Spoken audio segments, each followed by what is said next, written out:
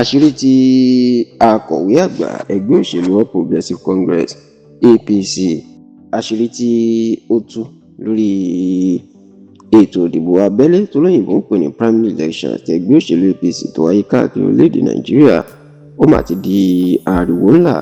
tó ì jẹ́ pé ó ní ọ̀pọ̀ àwọn èèyàn ni wọ́n tún sọ̀rọ̀ lé lórí pé ọ̀rọ̀ burúkú ni Bashiru Ajíbọ́lá sọ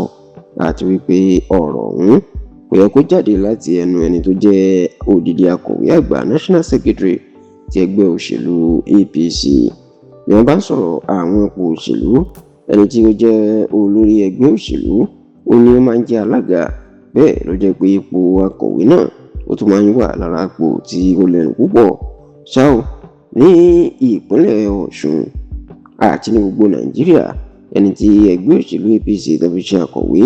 fún ẹgbẹ́ òṣèlú wọn òun náà ni sẹ́nitọ̀ Ajíbọ́lá Bashiru tó ti fi ìgbà kan rí ṣojú ìpínlẹ̀ Ọ̀ṣun nílé ìgbìmọ̀ asòfin àgbà ní Àbújá. Ṣá o, nínú fọ́nrán fídíò kan tó lù síta ìlọ̀rọ̀ máa ti di wàhálà nígbà tí sẹ́nitọ̀ Bashiru Ajíbọ́lá tó ń bá àwọn ọmọ ẹgbẹ́ òṣèlú APC kan sọ̀rọ̀ tó sì ń tú àṣírí lórí àwọn ètò ìdìbò abẹ́lé tí wọ́n ṣe nínú ẹgbẹ́ náà láìpẹ́ ìjákèjádò orílẹ̀-èdè Nàìjíríà. Ẹ rántí wípé lọ́sẹ̀ díẹ̀ sẹ́yìn, ìyẹn ọ̀sẹ̀ bíi méjì mẹ́ta sẹ́yìn, nínú ètò ìdìbò abẹ́lé nínú ó wáyé nínú gbogbo ẹgbẹ́ òṣèlú APC, nínú ètò ìdìbò ààrẹ, ètò ìdìbò abẹ́lé gómìnà, ètò ìdìbò àwọn aṣòfin ilé ìgbìmọ̀ aṣòfin l'Àbújá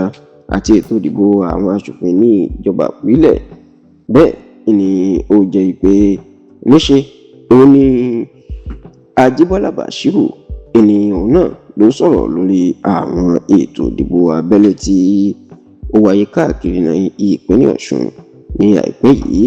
Nínú ọ̀rọ̀ tí sẹ́nitọ̀ Bashiru Ajíbọ́lá sọ ló jẹ́ kó di mímọ̀ pé bí àwọn bá ṣètò ìdìbò abẹ́lé tó ń pè ní primary election, bí èèyàn bá jáwé olúborí níbẹ̀, olélẹ̀ yóò máa túmọ̀ sí wípé ẹni bẹ́ẹ̀ ó ti gba tíkẹ́ẹ̀tì. Ọlọ́rọ̀ ò rí bẹ́ẹ̀ nu ẹgbẹ́ òṣèlú APC àwọn ó ní bí èèyàn bá kópa nínú ètò ìdìbò abẹ́lé èyí tó jẹ́ primary election tó jáwé olúborí, ó láwọn àgbààgbà ẹgbẹ́ ni yóò ṣẹ̀ wá jókòó ni wọn yóò wò pé ṣé ẹni bẹ́ẹ̀ ó kójú òṣùwọ̀n láti gba tíkẹ́ẹ̀tì ìyún lẹ́yìn tó bá dìbò fún tán tó sì ní àwọn àgbààgbà ẹgbẹ́, àwọn ni yóò wá sọ ẹni tí ẹgbẹ́ yóò lò tí wọn yóò ṣẹ̀ṣẹ̀ forúkọ síta. Sẹ́nitọ̀ Ajíbọ́lá Bashiru ó ní bó ṣèlú ṣe rí lélẹ́yìí bẹ́ẹ̀ ló sì rí nínú ẹgbẹ́ òṣèlú APC àwọn.